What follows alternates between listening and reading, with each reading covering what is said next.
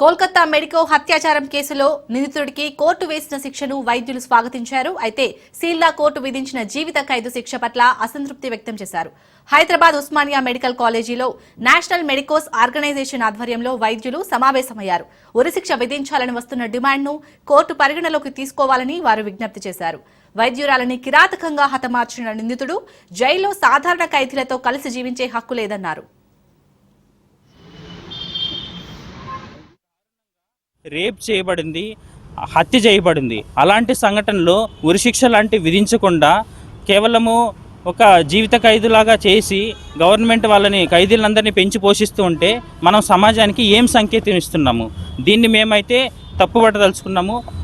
National medical organisation మిగిలిన doctors అసోసియేషన్స్తో కలిసి తదుపరి కార్యాచరణ ప్రకటిస్తాము. దీన్ని సుప్రీంకోర్టు వరకు కూడా తీసుకెళ్లాలనే ఆలోచనలో ఉన్నాము.